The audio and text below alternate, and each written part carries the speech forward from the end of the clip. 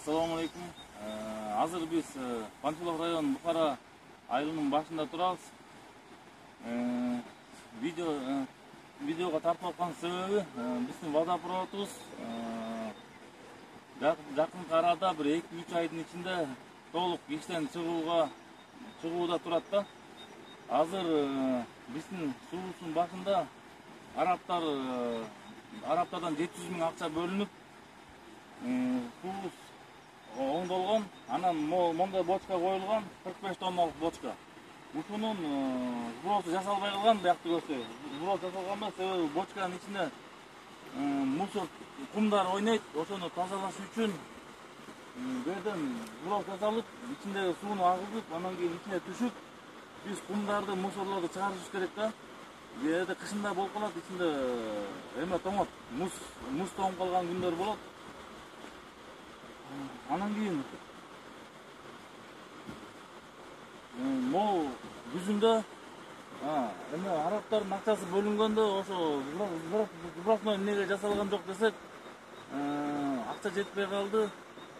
700 миң жетпей калгандыктан муну жасаткан балдар да ишеничтүү, жакшы балдар эле. Ошол себептен биз ишендик. Мен толук ишенем алардын айткандарын. Анан кийин күзүндө 97 миң акча бөлүнүптүр күзүндө ошо Бухара айылынын водопроводуна. Ошо 97 миң акчага айыл өкмөт депутаттардан ошо акча сураган 97 миң. Орто айыл өкмөттүн депутаттары Бухаранын водопроводуна 97 миң акча бөлүп беришкен. Ошол 97 миңге флоратор менен Арыков Эркин флораторду, анан кийин муну навести жасап берди.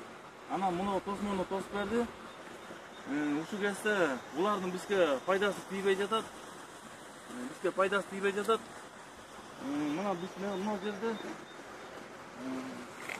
суунун ичине иштей албайбыз. Мисалы азыр могу бочканын ичинде 3 машина бер жагы кум бар. Жакын арада бул кум трубанын ичине айылга водопроводду көрсө кум үйлөп баштайт. Трубага жакындап калды, азыр кум толуп отуруп, ошо трубага жакындап калды. Жакында айылды көрсө кум түз эле водопроводдорго тыгылуу башталат да. Ошол менен водопроводубуз жумуштан чыгат. Анан кийин ошол себептүү жакын арада эртерээк ремонт кылышыбыз керек. Кумду алып чыгышыбыз керек ичине. Кумду алып чыгалы десек, муну флоратор мешайт берип турат. Бул 97 миңге жасалган флоратор да.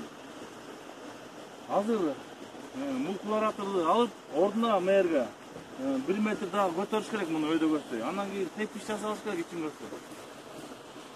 Ошол мунун кереги жок.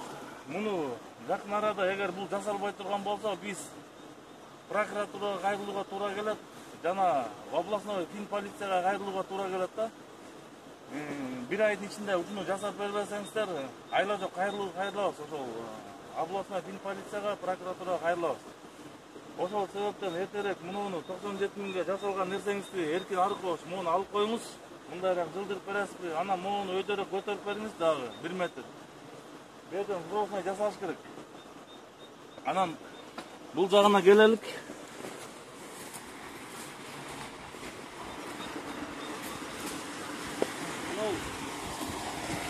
Навес кереги жок жерде.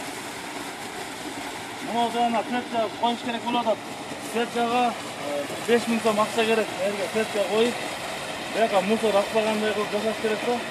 Анан мына жерге мындай ноо коюп берсеңиз болмок, мындай жагын бетондоп өйдөрөөк көтөрүш керек да. Бу жерде азыр мондай кылып байлап атабыз бул жактычы.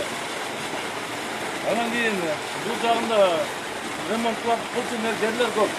Азыр мына биз суну солуп коюп, 5 күн мурун мен түшкөнмүн, айылдын ортосунда жолдун өз жагында тыгыла турган жери бар. Азыр ошол жерге барып 5 күн сайын тазалап атам. Азыр кайра барып тазалайм, бала бакчага суу чыгарыш керек.